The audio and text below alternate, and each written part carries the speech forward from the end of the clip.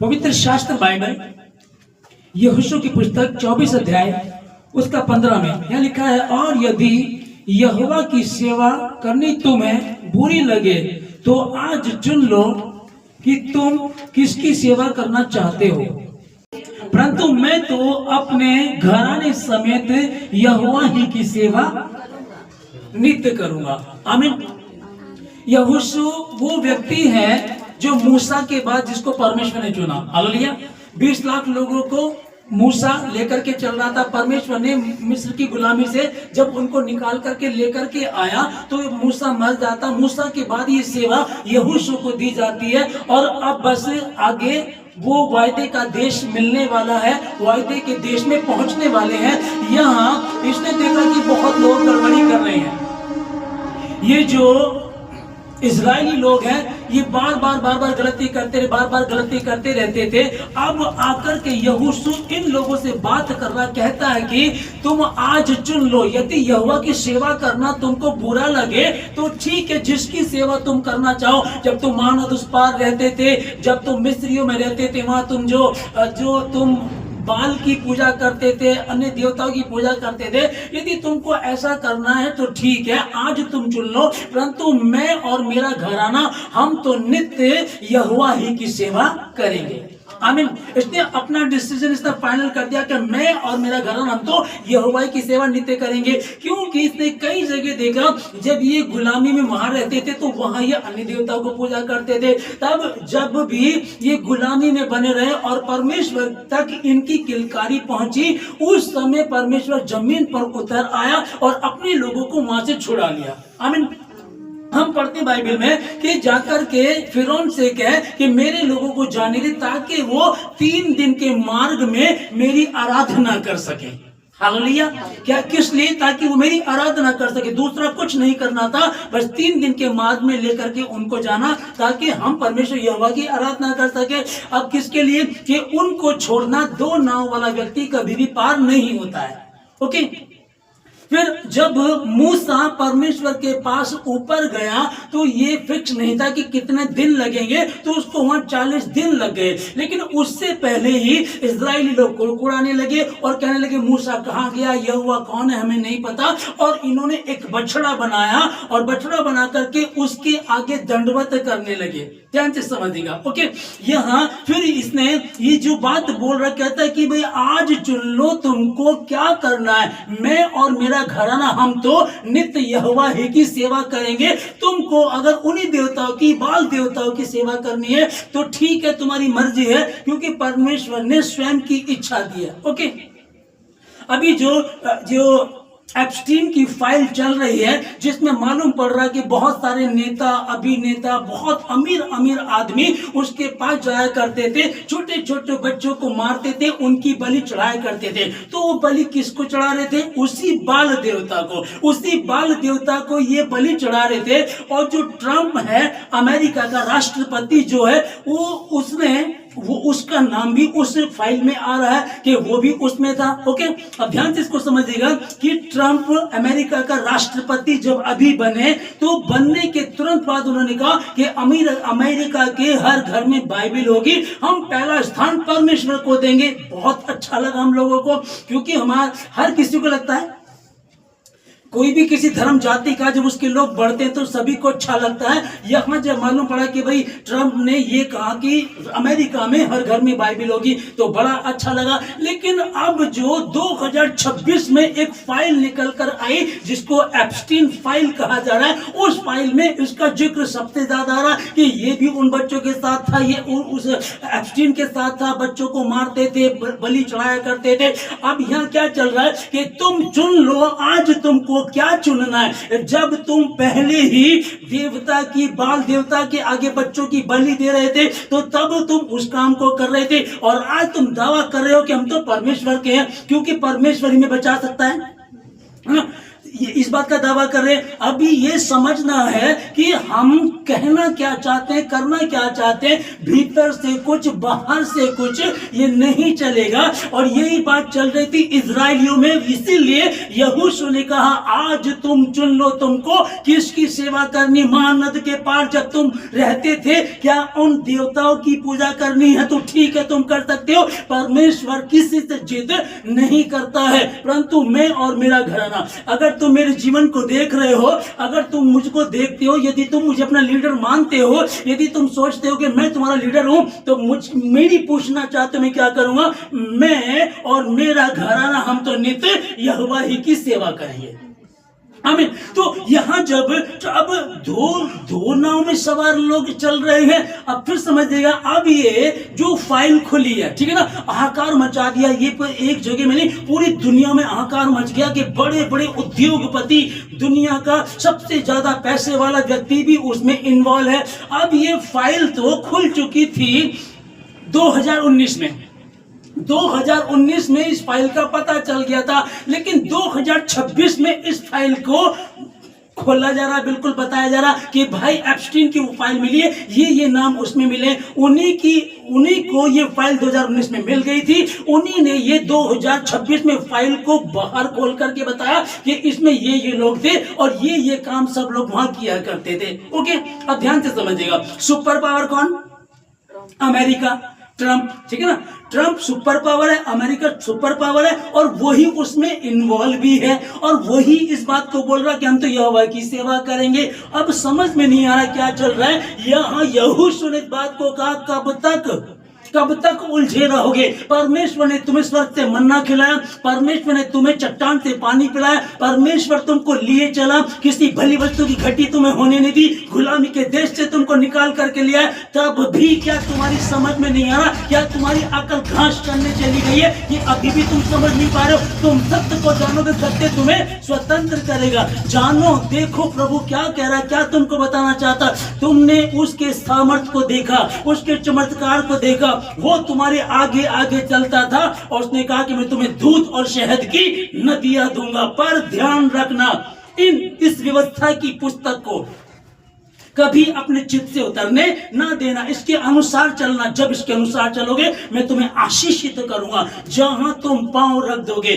जब तुमने यरदन नदी में पांव रखा, तो यरदन नदी जो ऊपर से नीचे को बहती थी, वो भी थम गई, तुम्हें रास्ता दे दिया, लाल समुद्र दो भाग कर दिया। तुम्हारे दुश्मन जो मिस्री थे, मैंने तुमसे कहा था, जिन मिस्रियों को आज तुम देख रहे हो, अब के बाद तुम उनको फिर कभी नहीं देखोगे। जब इतना हमको पता चल गया, तो भी सोचिएगा, मैं छोटे की कल किसी को देख रहे थे, एक तरफ तो उसने पहले तो फिल्मी गाना लगाया हुआ, उस मसीह परिवार ने पहले फिल्मी गाना लगाया, उसके बाद फिर उसने क्या लगाया, मसीह का सुसमाचार, ठीक है ना। अभी क्या दोनों को शामिल कर दिया है ना। बहुत सारे लोग इसी तरह की बातें कर रहे हैं। कई लोगों से जब बात करते हैं तो उन लोगों को समझ में आता ही नहीं। जैसे वैलेंटाइन डे है, वैलेंटाइन डे के विषय में मैं समझा रहा था थोड़ा सा, तो मैं देख ही रहा था कि एक पास्टर भी वैलेंटाइन डे बोल रहा है, उसकी पत्नी भी वैलेंटाइन डे बोल रही है, मसीह में जो मजबूत लोग हैं वो भी वैलेंटाइन डे मना रहे हैं, यहाँ तक कि फोटो लगा रहे हैं, केक लगा रहे हैं, लड़का लड़की खड़े हैं। तो करना क्या चाह रहे हैं? दो नाव में सवार मेरी प्रजा मेरे ज्ञान के न होने के कारण नाश हुई जाती है। यही कह रहा है यहोशू ने कहा आज तुम चुन लो तुमको क्या करना, किसकी सेवा करना तुमको अच्छा लगता है। तुम स्वतंत्र हो, ऐसा नहीं कि तुमको हाथ पकड़ करके बिठाया, नहीं, तुम्हारी मर्जी, तुम क्या चाहते हो। क्या तुम्हें लगता है कि तुम्हारा परमेश्वर तुम्हें दूध और शहद की नदियां देगा? आमीन, है ना। तो तुम चुन लो जो तुमको चुनना, इस झंझट में मत पड़ो। अभी ये जो ट्रंप की बात चल रही है, एक तरफ तो यार ये कह रहा है कि मैं अब हमारे अमेरिका में घर घर में बाइबिल होगी, उससे पहले इसने क्या किया, तो क्या भरोसा करेंगे। दो नाव में सवार कभी पार हो नहीं सकते, दो स्वामियों की सेवा। लोग हैं जो फिल्मी गाने भी गा रहे हैं और मसीह के गाने भी गा रहे हैं। जब पुलपिट पे यहाँ खड़े होते तो हम हालेलुया करते हैं, और जब घर में होते तो फिर वही बस क्या कहेंगे उसको, है ना, फिल्मी गीतों को। आपको लग रहा है कि भाई मैं अभी तो नया ही हूँ, कोई बात नहीं, जो नया है व्यक्ति उसके लिए कोई बात नहीं, लेकिन जो मसीह में जिनको 50 साल हो गए, जो पैदाई मसीह में हुए हैं, जिनको 20-20, 30-30 साल प्रभु में हो गए, अगर वो ऐसी हरकत करे तो क्या चलेगा?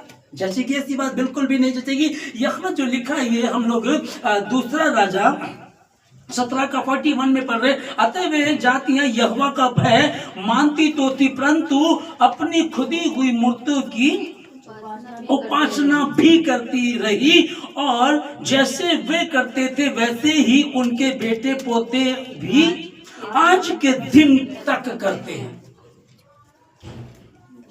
और शक्ति घृणा, वह विचार मूर्ति पूजा के बराबर, मूर्ति पूजा वह विचार के बराबर। मूर्ति पूजा नहीं करनी है, किसी को भी दंडवत नहीं करना, मुझे छोड़ किसी को भी।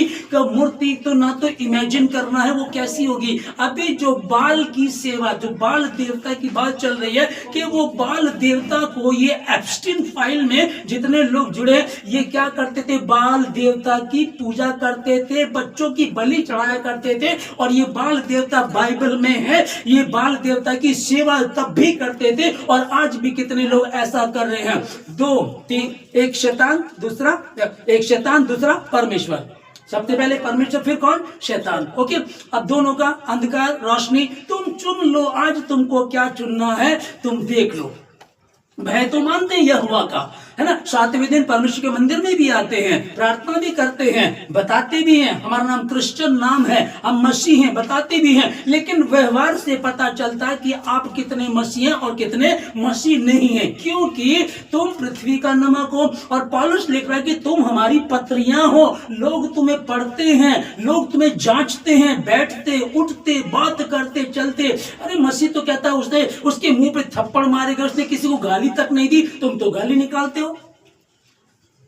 वो ठीक है ना, ये क्या चल रहा है कि तुम मसीह तुम में बस गया है, और यदि मसीह तुम में है तो मसीह तुम्हारे भीतर नजर आएगा। लेकिन अगर नजर नहीं आ रहा है तो तुम वही हो कि वो यहोवा का भय तो मानते हैं, तो भी क्या कर रहे हैं? तो भी आज कोई रील बना रहा है ना, जवान लड़कियां रील बना रही, जवान लड़के रील बना रहे हैं। प्रभु में है, प्रभु में है, परमेश्वर ने उनको जीवन दिया, परमेश्वर ने उनको बरकत दी। बहुत सारे लोगों को मैं जानता हूं मसीह की, यही रील आप मसीह की बनाए, इसी को लोग सुने समझे, और कितनों की आत्मा बच सकती है।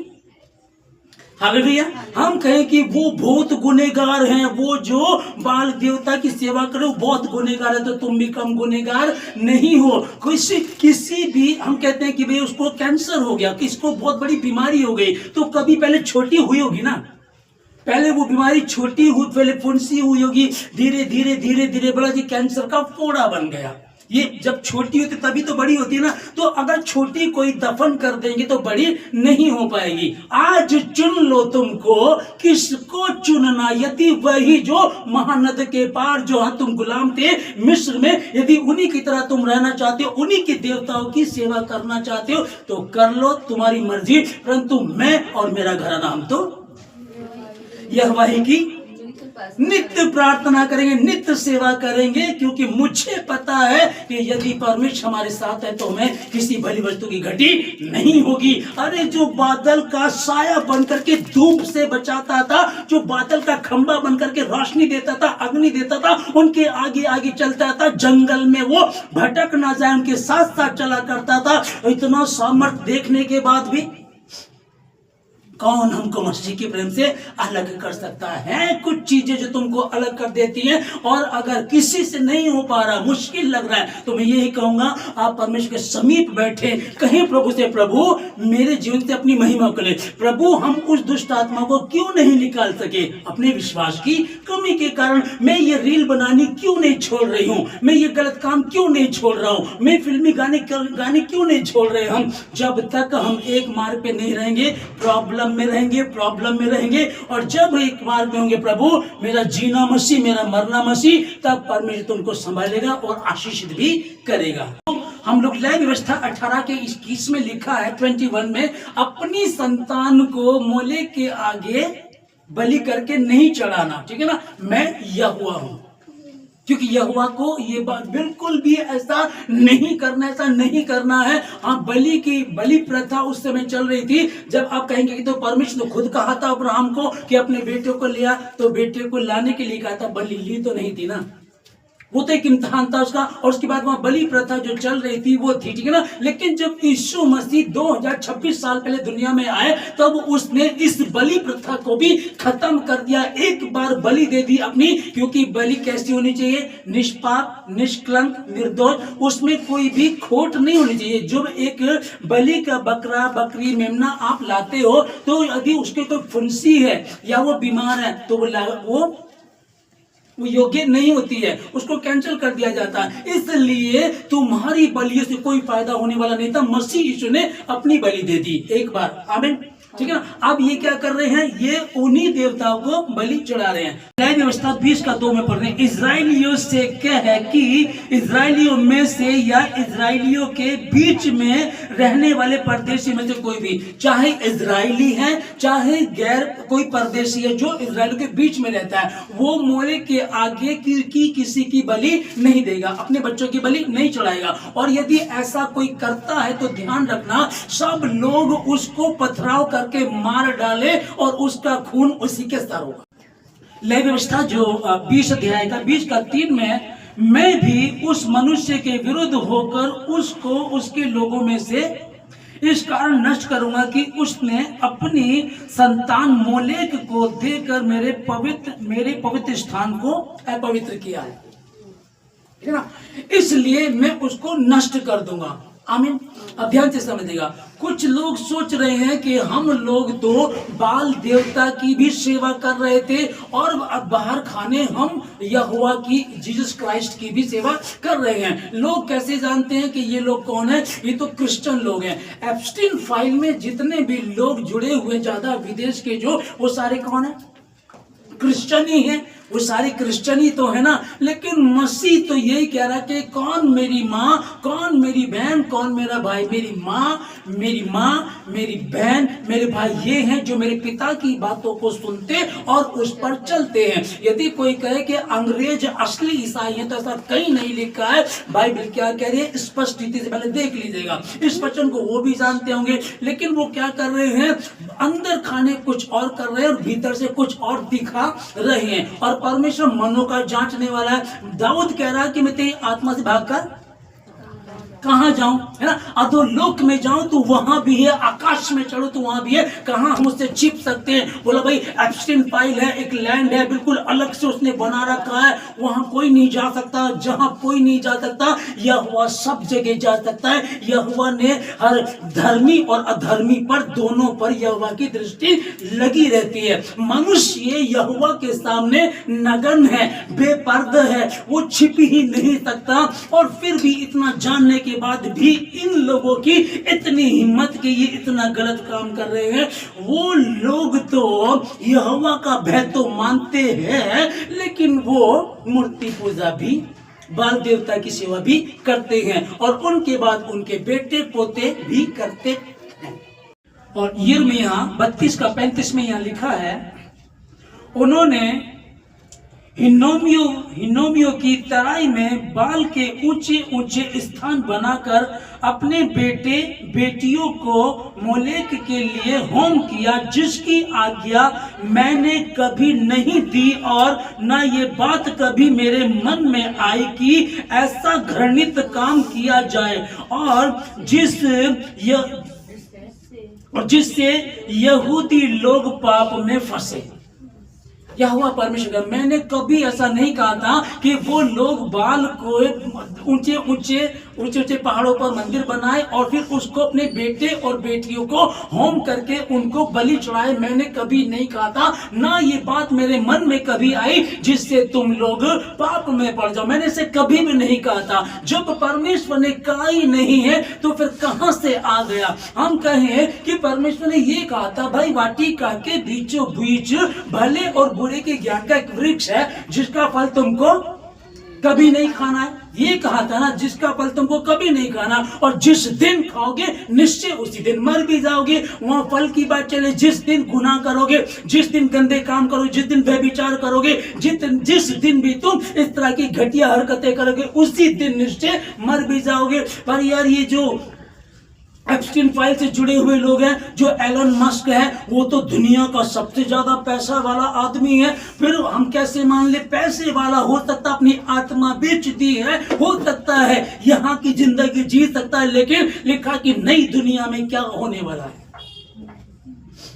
मैं तुम्हें अपनी शांति दिए जाता हूं, मैं पिता के घर जाता हूं ताकि जाकर के तुम्हारे लिए जगह तैयार करूं, ताकि जहां मैं हूं वहां तुम भी रहो। ये तुम भी कौन से वाले? शराबी, सिगरेट पीने वाले, व्यभिचार करने वाले, मूर्ति पूजा करने वाले, गंदे काम करने वाले, क्या ये लोग हैं? नहीं नहीं, जो परमेश्वर की आज्ञा को मानते हैं उन लोगों के लिखा है, मैंने कभी भी तुम्हें ऐसी आज्ञा नहीं दी, और ना मेरे मन में ऐसा आया कि कैसे तुम बच्चों को, अपनी बेटियों को, अपने बेटों को लेकर के उनको होम कर देते हो, बलि चढ़ाते हो। क्यों ऐसा करना चाहते हो? हमारा कारोबार नहीं चल रहा है। कई बार आपने न्यूज़पेपर में देखा होगा, कई बार आपने देखा होगा कि ऐसे आती खबरें कि भाई उनका कारोबार नहीं चल रहा था, उसने अपनी बेटी को ही होम कर दिया, उसने अपने बेटी का ही कत्ल कर दिया, उसने अपने बच्चे की बलि चढ़ा दी।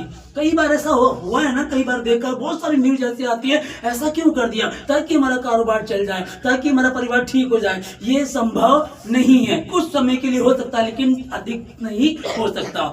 मैंने तुम्हें आज दोनों बातें बता दी हैं, मानना ना मानना तुम्हारी मर्जी है। आमीन।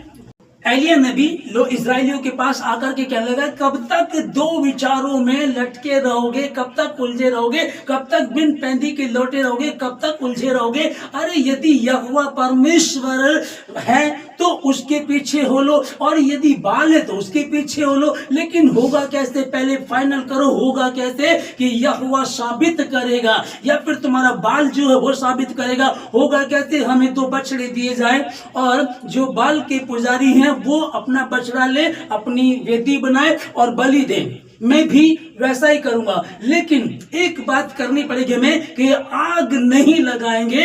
जिसका परमेश्वर, जिसका देवता आग भेज करके उस बलि को भस्म करेगा, वही सच्चा माना जाएगा। और इजराइली जो लोग खड़े थे वहां, खरी बात में हर कोई भी कह देगा, कोई भी कह देगा, सबने कहा ये बात बिल्कुल सही है, ये बिल्कुल ठीक कही है भाई, ऐसा ही करेंगे। लाया गया, बछड़ा लाया गया, जो बाल के पुजारी थे उन्होंने उसको रखा, वेदी बनाई, अपनी रखा, और वो पूरी शाम तक वो कहते रहे, देवता को अपनी बुला रहे, देवता आजा, आग लगा दे, देवता आजा, देवता आजा। लेकिन कोई हो तो आए भी, कुछ भी नहीं हुआ। वो बाल देवता को बुला रहे थे, बाल देवता नहीं आया। और यहाँ तक कि उन्होंने रीति के अनुसार, पुराने नियम में होता था, उन्होंने बर्छियां निकाली, अपने आप को घायल करने लगे। यहाँ लिखा है कि परमेश्वर कह रहा, मैंने तुम्हें कभी नहीं कहा अपने आप को घायल करो, मैंने कभी नहीं कहा अपने बेटे बेटियों का तुम बलि करके दो, कभी नहीं कहा मैंने। जो पहला राजाओं 18 का हम लोग पढ़ रहे, इसमें 27 में, दोपहर को एलिया ने यह कहकर उनका ठट्ठा किया,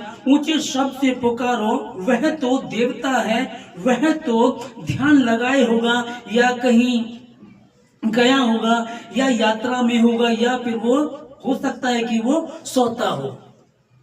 हालेलुया।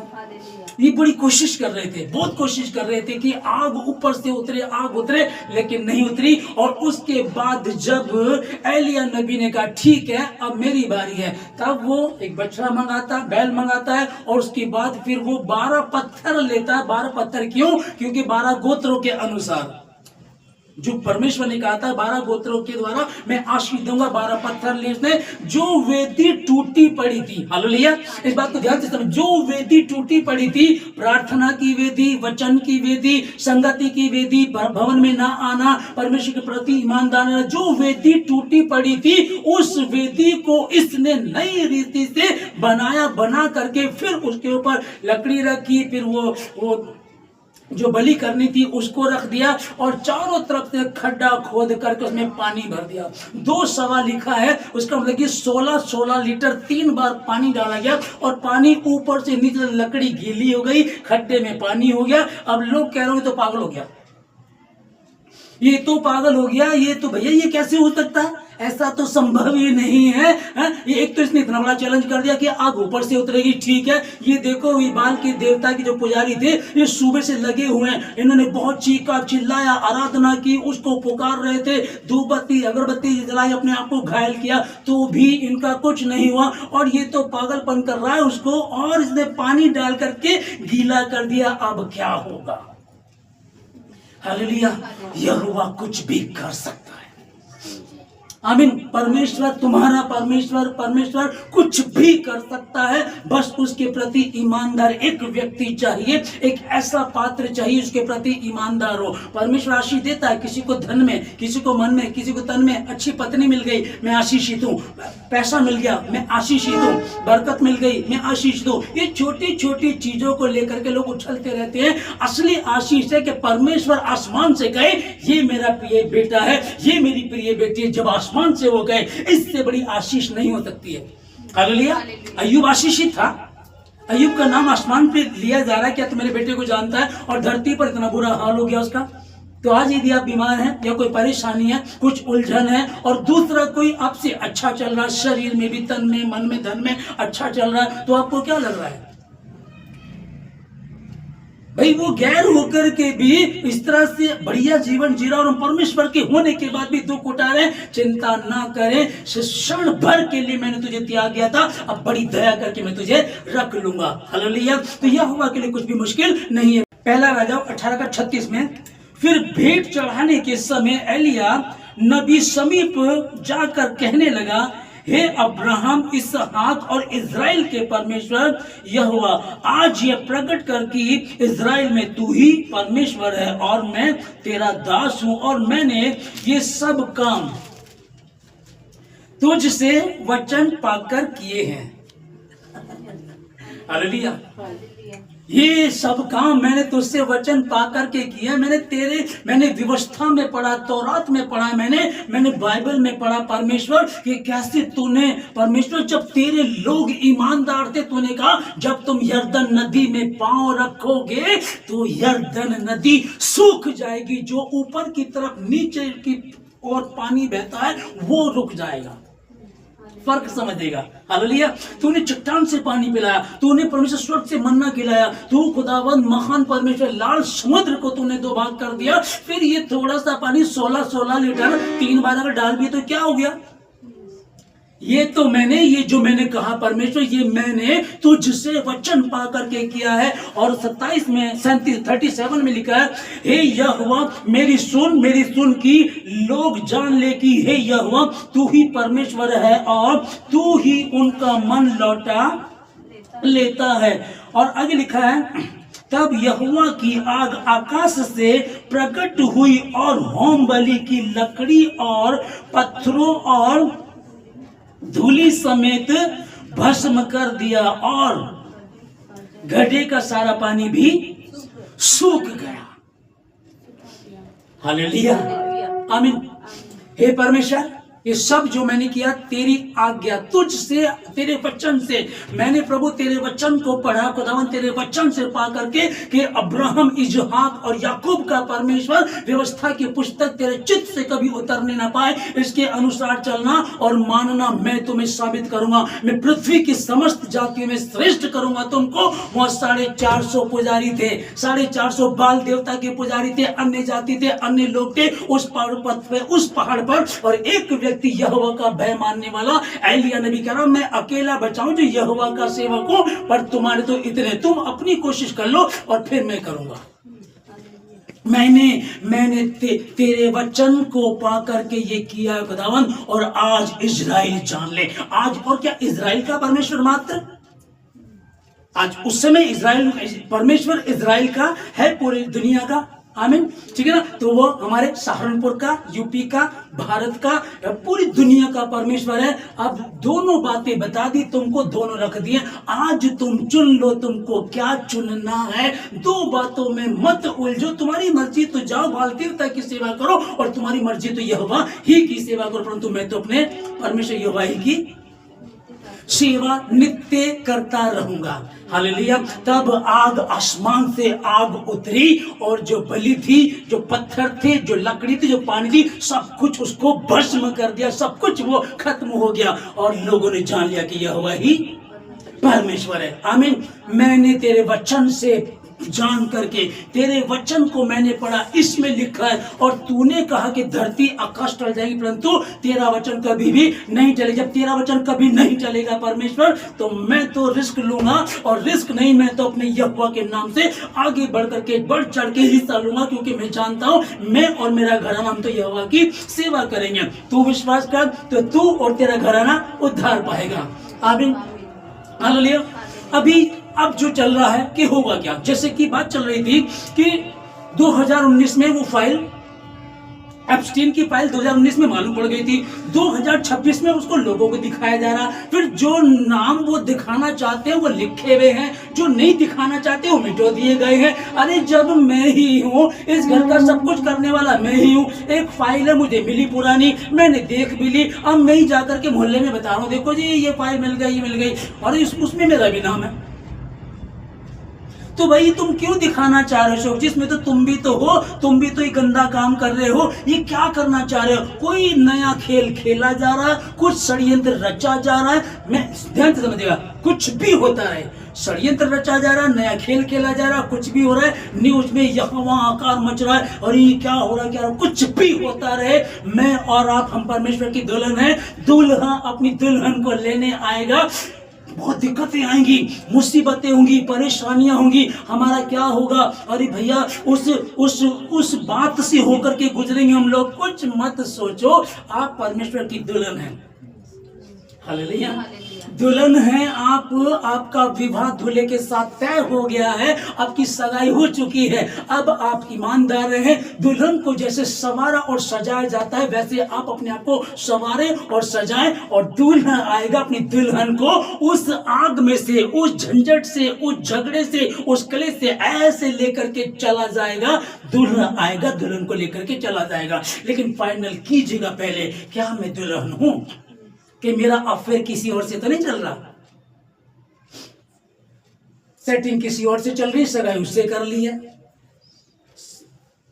बाल देवता की पूजा कर रहे हैं और सगाई, तो क्या करेगा? फिर वो छोड़ करके चला जाएगा। कोई फर्क नहीं पड़ेगा, आप लोगों को कुछ भी दिक्कत नहीं आएगी। बस समझना क्या है, हम परमेश्वर के लोग हैं, परमेश्वर पे विश्वास करके चलिएगा, कुछ भी दिक्कत नहीं होगी। ईरान में बाल देवता की मूर्तियों को जलाया जा रहा है। ईरान में, मैं आपको बता रहा था, ईरान में मसीहत बहुत फैल रही है, क्योंकि बड़ी दिक्कतें वहां चल रही हैं। अब ईरान में मसीह पर बहुत विश्वास किया जा रहा, और ईरान में इस बाल देवता की बहुत सारी मूर्तियां थी, वो अब वहां जलाई जा रही, न्यूज के माध्यम से ये मालूम पड़ा है, ठीक है ना। तो वहां जलाए जा रहे हैं, और कुछ लोग बोल रहे हैं कि इजराइलियों का पुराना ईश्वर बाल देवता, उसको जलाया जा रहा। वो ईसाई इजराइलियों का नहीं था, चंद इजराइलियों का था। हालेलुया। कुछ बोले ना, तो वही लोग बोल रहे हैं कि ये तो जो इजराइल देश का है ना, उसका जो बाल देवता ये वहां का है, वो इसकी पूजा किया करते थे। कुछ लोग मूर्खता करते थे, सब नहीं थे। एलिया ने साबित किया, यदि तुम्हारा देवता बाल देवता है तो वो साबित करे, वरना यहोवा साबित करेगा। यहां से पढ़ेंगे तो समझ में आएगा, लोग सुनी सुनाई बात बोल देते हैं। हालेलुया। तो अभी क्या है कि अब अंत का समय है, अब ऐसा चल रहा है, इसमें कोई डरने की जरूरत नहीं है। परमेश्वर आपके साथ था, है और रहेगा। उसने कहा कि तुम्हारे सर का एक बाल भी बाका नहीं होगा। परमेश्वर आपने कहा, उसके घर के लोग विरोधी होंगे, ठोकरों का लगना अनिवार्य, दिक्कतें आएंगी, हो सकता आएंगी, ठोकरें लगेंगी, पर हाय उस पर जिसके द्वारा आती है। मैं अपने स्वर्गदूतों को तेरे निमित्त आज्ञा दूंगा। आमीन। मैं अपने स्वर्गदूतों को तेरे निमित्त आज्ञा दूंगा। कोई महामारी तेरा हिस्सा नहीं है, कोई रोग तेरा हिस्सा नहीं है, कोई दिक्कत परेशानी प्रॉब्लम तुम पर हावी नहीं हो सकती, और तुम्हारे सर का एक बाल भी बांका नहीं होगा। बस परमेश्वर के प्रति ईमानदार रहना। जब पकड़े जाओ तो पहले से मत सोचना क्या बोलना, क्योंकि परमेश्वर तुम्हें बता देगा तुमको उस समय में क्या बोलना है। हालेलुया। करना क्या है? अपने परमेश्वर के प्रति ईमानदार रहना है।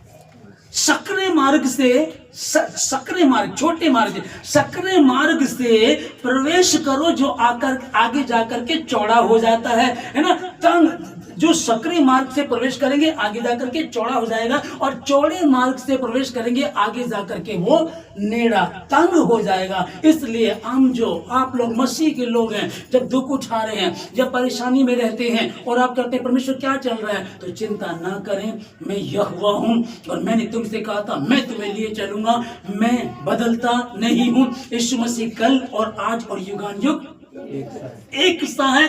दुल्हन को तैयार किया जा रहा है, जो हम में और आप, हम परमेश्वर की दुल्हन है। हम प्रार्थना करें कि परीक्षा में ना पड़े, क्योंकि आत्मा तैयार है, आत्मा तैयार परंतु शरीर दुर्बल है। अब शरीर पर आत्मा कब प्रभाव डालेगी, कब उससे ज्यादा हो जाएगी, जब हम प्रार्थना में बने रहेंगे। हालेलुया, ठीक है ना। किसी बात की चिंता मत करिएगा, किसी से डरने की जरूरत नहीं है, कुछ भी क्यों ना होता रहे, अंत आ गया इतना बुरा हाल, हाँ होगा होगा, बाइबल में लिखा है ये सब होगा।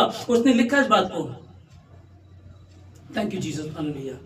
उसने लिखा इस बात को कि ऐसा होगा, ठीक है ना। जो हम मत्ती 24 अध्याय में पढ़ते हैं, महाक्लेश, महासंकट, आकाश के तारा, आकाश की शक्तियों को हिलाया जाएगा, तारागण जमीन पर धरती पर गिरेंगे, ये सब होगा, हाँ ये सब होगा। फिर हमको तुमको कुछ नहीं होगा। क्या एक पैसे में 2 गौरैया नहीं बिकती हैं?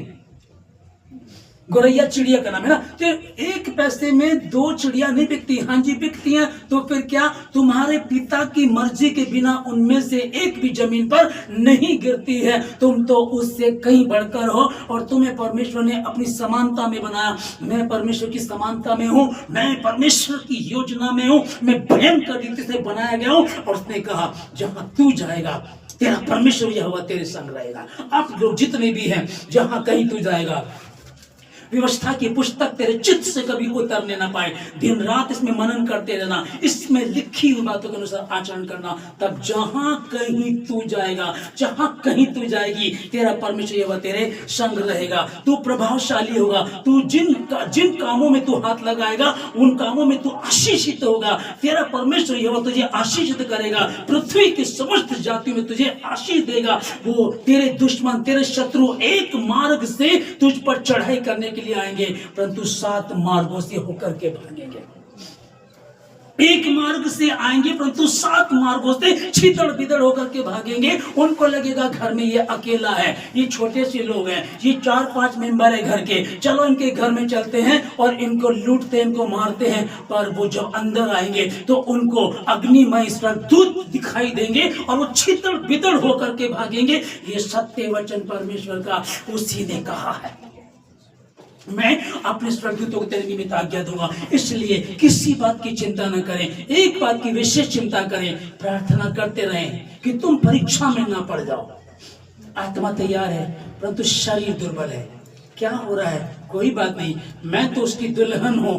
दुल्हन को अपने कैरेक्टर को सही रखना है, अपने चरित्र को सही रखना है, और जब चरित्र सही होगा दूल्हा आएगा ले जाएगा। हम चरित्रहीन ना बन जाएं, बाल देवता की पूजा करने वाले ना बन जाएं। हम यहोवा के सेवक हैं, उसकी सेवा करें, उसी के प्रति ईमानदार रहें, और वो परमेश्वर आग भेज करके साबित करेगा मैं यहोवा हूं, यही मेरा नाम है। जब मैं काम करना चाहूं तो कौन मुझे रोक सकता है? मैं प्रार्थना करता हूं आप लोगों के लिए।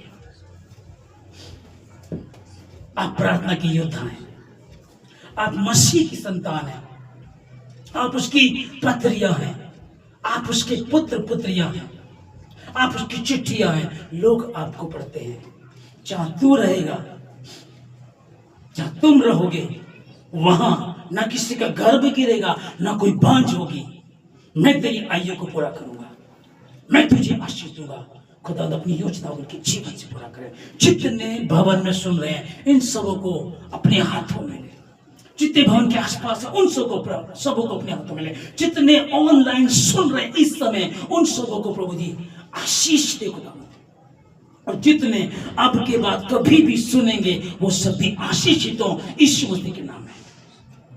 कि मुझे तो खुदावन मैंने तेरे वचन में पा करके ये बात कही है कि इज़राइल में एक ही परमेश्वर है, सेनाओं का यहोवा। दुनिया में वो परमेश्वर मेरे साथ है, मेरे घराने के साथ है, मेरे रिश्तेदारों के साथ है, मेरे परिवार के, वो संभालेगा, वो ही लेकर के चलेगा। प्रभु राजा, मैं आपका धन्यवाद देता हूँ। हर एक को अपने हाथों में ले, हर बुराई से बचाए, किसी परीक्षा में पढ़ने न दे, अपनी योजनाओं को इन सबों के जीवन से पूरा करें। तेरे नाम की महिमा, तेरी स्तुति, तेरी इच्छा जैसे आसमान में पूरी थी जमीन पर, इन सबों के जीवन से जाए। धन्यवाद देते सब बातों के लिए, धन्यवाद की सब प्रार्थना यीशु मसीह के नाम से मांगते हैं, आमीन।